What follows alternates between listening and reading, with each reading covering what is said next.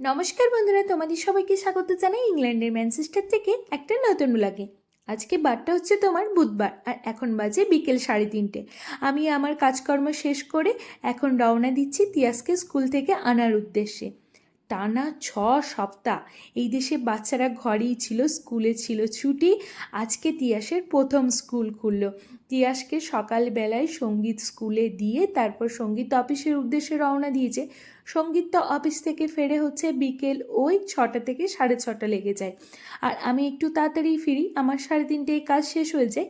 তাই এখন যাচ্ছি একদম ডিরেক্ট তিয়াসের স্কুলে, তিয়াসকে স্কুল থেকে নিয়ে বাড়ি ফিরবো। তা এখন এই যেতে যেতে চলো তোমাদের সাথে শেয়ার করি তিয়াসের প্রথম দিন স্কুল কেমন কাটালো।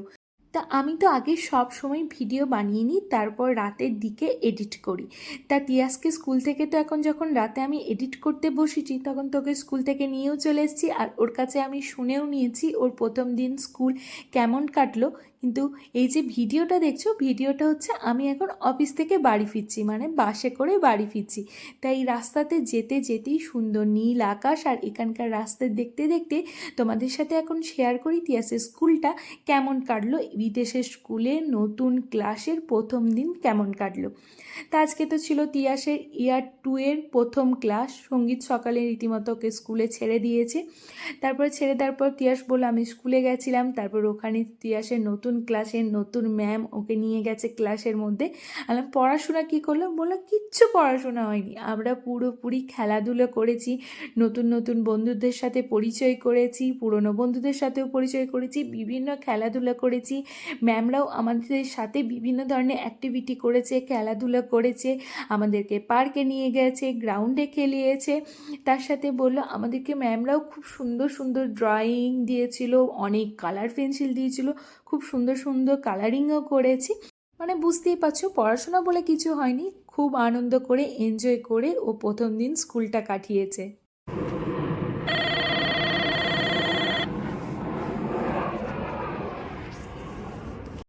তোমাদের সাথে কথা বলতে বলতে তিয়াসকে স্কুল থেকে নিয়েও নিলাম। এবার বলি ওর কাছেই এখন আমি সব জানছিলাম, যে ঘটনাটা তোমাদের সাথে এতক্ষণ আমি শেয়ার করছিলাম। এখানকার বাচ্চাদের জানো তো পড়াশোনার সেই রকম চাপ একদমই দেয় না। পুরো পড়াশোনাটা বাচ্চাদেরকে করাই হচ্ছে খেলার ছলে। খেলার ছলে একটা বছর তিয়াস পড়ে এলো পুরো ক্লাস 1টা, এখন ইয়ার 2টাও হয়তো ওই খেলার ছলে ছলেই ওদের পড়াশোনা হবে। বিভিন্ন ধরনের কার্টুন দেখায়, আবার মাঝে মধ্যে ম্যামরা সবসময় খেলাধুলো অ্যাক্টিভিটি দিয়েই ওদেরকে বিজি রাখে। মানে পড়াশোনার চাপ ওদেরকে কখনোই মাথায় দেওয়া হয় না। আর এখানকার বাচ্চারাও হচ্ছে সেই রকম, মানে বাড়িতে থেকে স্কুলে থাকতে ওরা বেশি পছন্দ করে। স্কুল কেমন লাগলো? ভালোই লাগলো। আর নতুন ম্যাম? ভালোই লাগলো। ভালো? নতুন ম্যাম ভালো? নতুন আর ক্লাস, নতুন ক্লাস সব থেকে ভালো। সব থেকে ভালো? তিয়াস এবার কোন ক্লাসে? ইয়ার 2। ইয়ার 2। এখন তো বেশি পড়া করাচ্ছে না, খালি খেলা আর ছবি আঁকাচ্ছে, তাই তো? তারপরে পড়াও করাচ্ছে একটু একটু একটু একটু। এখন কি করাবে?